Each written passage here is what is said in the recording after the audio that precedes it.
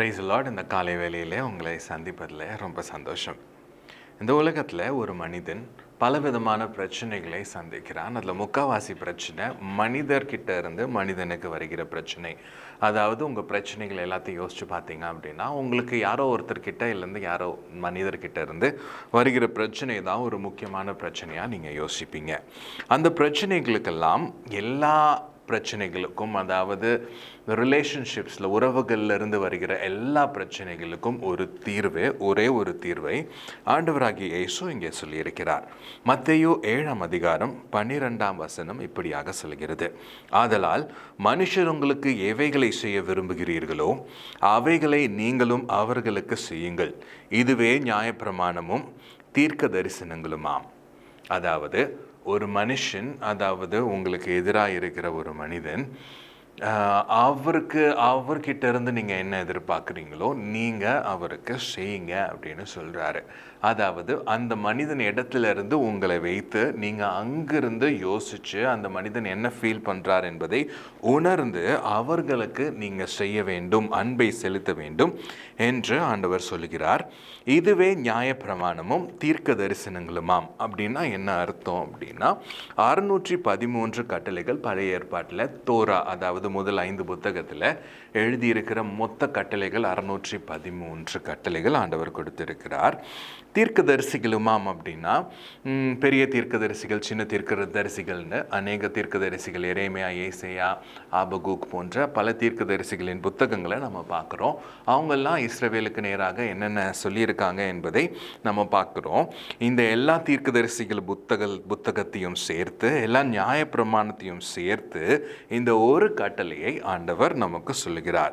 இதை நம்ம செஞ்சிட்டோம் அப்படின்னா இந்த பழைய ஏற்பாட்டில் இருக்க எல்லா கட்டளைகளுமே நம்ம கைப்பற்றிட்டோம் அப்படின்னு அர்த்தம் என்று தெளிவாக இங்கே ஆண்டவர் சொல்கிறார். இன்னொரு தடவை நம்ம அந்த வசனத்தை வாசிக்கலாம். மத்தேயு 7:12. ஆதலால் மனுஷர் உங்களுக்கு எவைகளை செய்ய விரும்புகிறார்களோ அவைகளை நீங்களும் அவர்களுக்கு செய்யுங்கள்.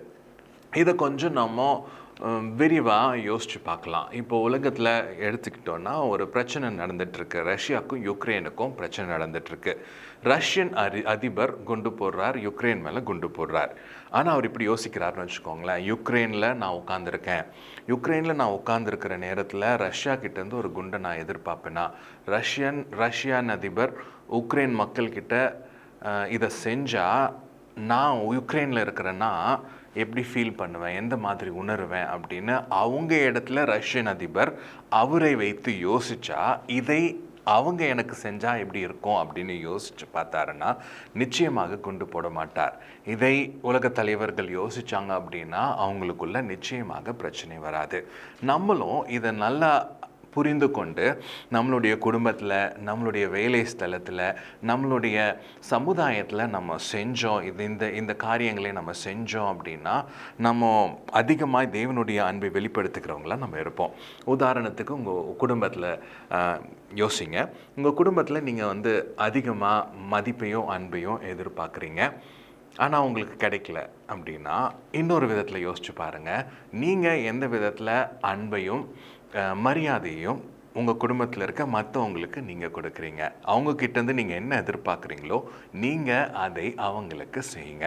வெளியே நீங்கள் நடந்து போயிட்டுருக்கீங்கன்னு வச்சுக்கோங்க, டக்குன்னு ஒருத்தர் வண்டியில் இடிக்கிறாரு. நீங்கள் ஒரு வேளை அந்த வண்டியில் ஒருத்தரை இடிச்சிருந்தா என்ன எதிர்பார்ப்பீங்க? மன்னிச்சு விடணும்னு எதிர்பார்ப்பீங்க. நீங்களும் நிச்சயமாக அதையே செய்யுங்க. வேலை ஸ்தலத்துலேயும் அந்த மாதிரி ஒரு பிரச்சனை வருது.